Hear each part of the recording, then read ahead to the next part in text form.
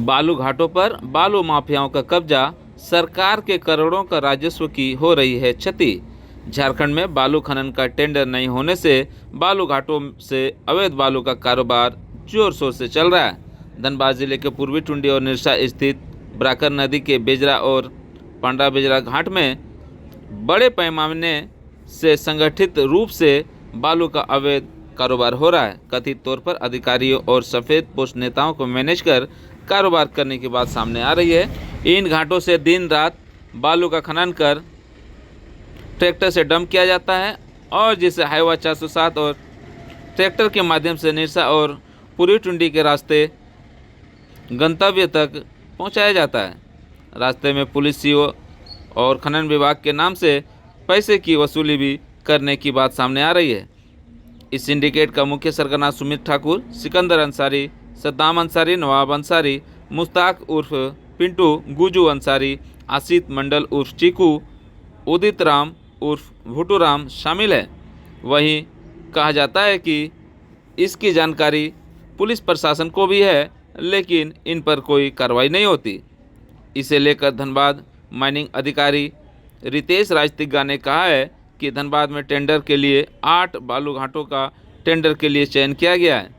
सरकार के आदेश आते ही टेंडर की प्रक्रिया होगी, जिसके बाद ही बालू के अवैध कारोबार पर अंकुश लग सकेगा। दोस्तों, हम लोग ट्रैक्टर 407 छोटा गाड़ी हैं। हम लोग गाड़ी पहले फ्री चलती थी, कहीं किसी को पैसा देना नहीं पड़ता था।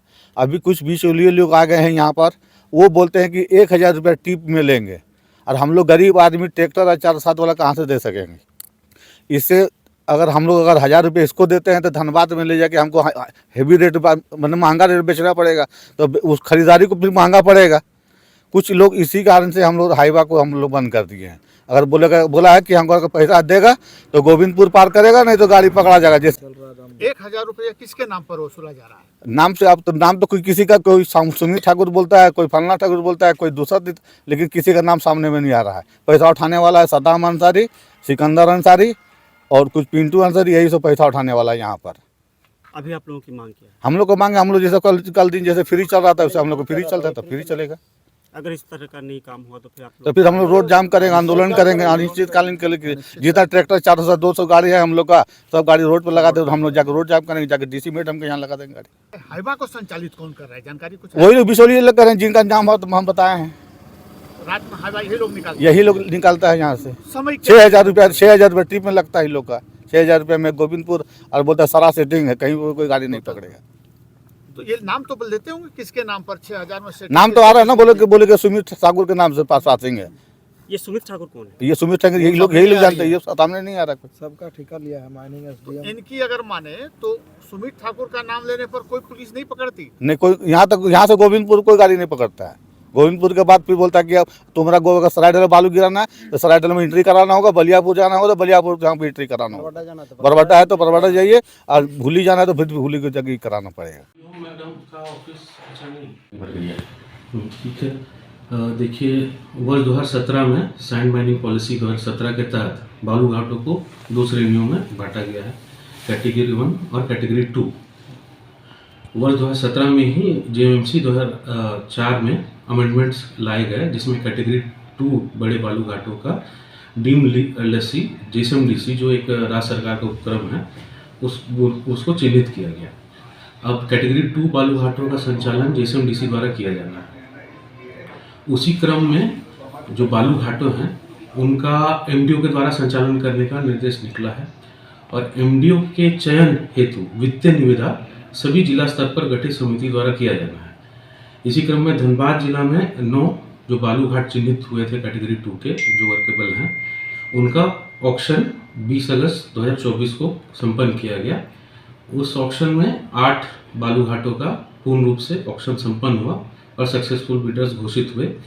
एक बालू घाट जो है उसका ऑक्शन संपन्न नहीं हो पाया, चूँकि उसमें न्यूनतम अर्हता होती है 3 बिडर्स की, तो उसमें एक ही बिडर्स ने पार्टिसिपेट किया, और सभी 8 बालू घाटों का टेंडर करके जिला स्तरीय समिति ने अनुशंसा या जेएसएमडीसी को कर दिया गया। कौन बालू घाट का समय नहीं हुआ, किस क्षेत्र में? एक बालू घाट जो था जिसपे सिंगल टेंडर आए थे वो था जहां स्टार्ट हो रहा तो पिछले जो जिला में जो बालू का जो खेप है, ये जो खपत हो रहा है, वो कहाँ से हो रहा है? क्योंकि काफ़ी मात्रा में बालू तो उठाया जा रहा है घाटों से। आपके द्वारा छापामारी भी किया गया था। हाँ, वही जो आप वो कह रहे हैं, जो बालू जो आ रहे हैं, हमने पिछले बार 2 लाख CFT अवैध बालू को जब्त करके ऑक्शन किया है और उसमें 23 लाख रुपए सरकार को प्राप्ति भी हुई है। अभी हम 1 लाख और CFT जब्त किए हैं और उसका ऑक्शन की कार्रवाई की जा रही है। तो वैध बालू खनिज की उपलब्धता हेतु सारा सार्थक प्रयास किए जा रहे हैं।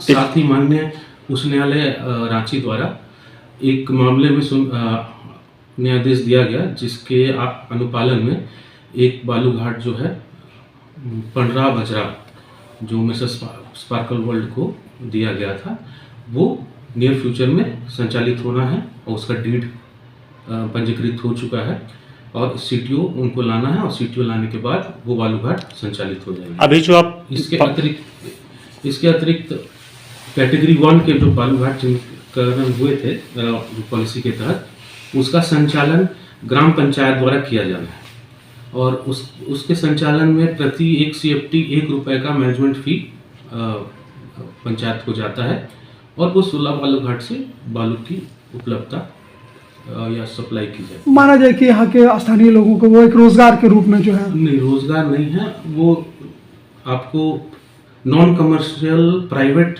यूज़ के लिए है और प्राइवेट यूज़ के अलावा ओनली जो